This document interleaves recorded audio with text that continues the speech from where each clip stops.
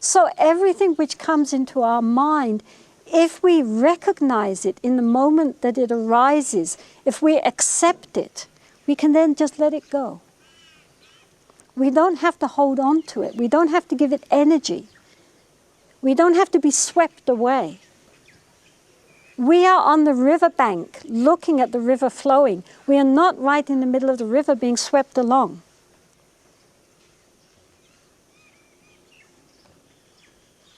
We can all do this.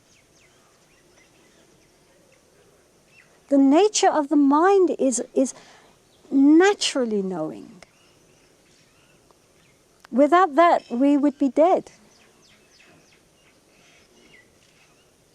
So all we have to do is go back to what we really are and stop identifying with the wrong thing.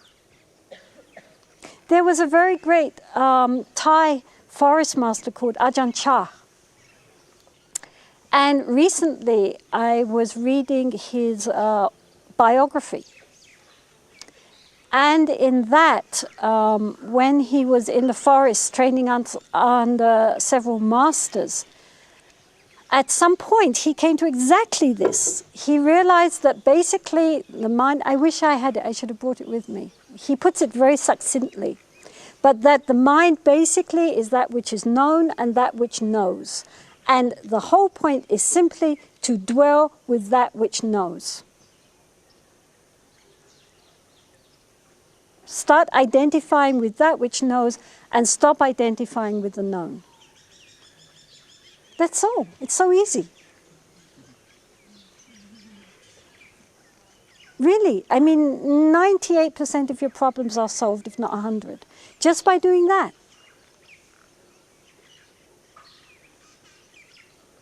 But we don't do it. It's interesting that we don't do it.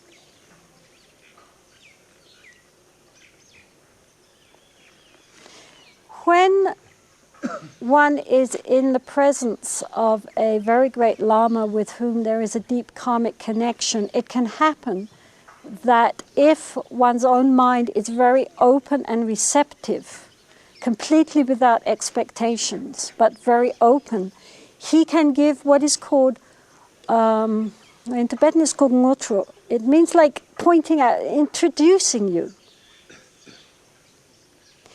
And he can introduce you to the nature of the mind. He doesn't give you anything.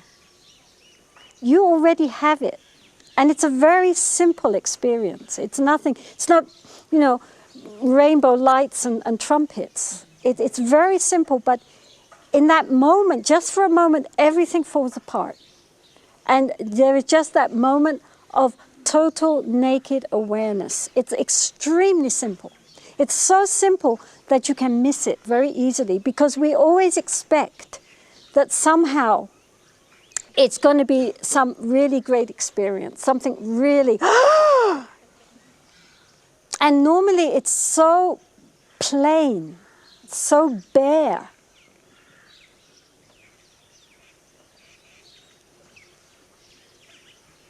That almost people might think that can't be it.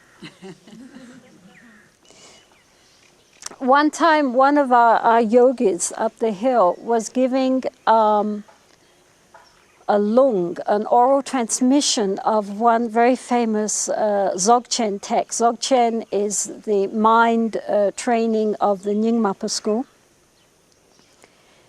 And he was, of course, reading it out. And then he stopped and he said, you know, the problem with these kind of books is that it makes it all sound very high and very far and very fantastic. And it's so simple. It's so right here.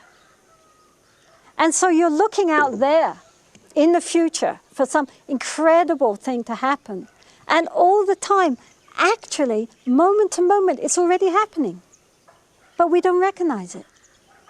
You see, every time you hear a sound, everything you see, you can only see, you can only recognize a sound because of awareness. If we had no awareness, we would be like a corpse. But we don't recognize that awareness because we're so fascinated by our senses. Do you understand? Because we're so captivated by this panorama outside and all the panorama inside, all our thoughts and memories and daydreams and hopes and dreams, we miss the fact that behind all that is the knowing of it.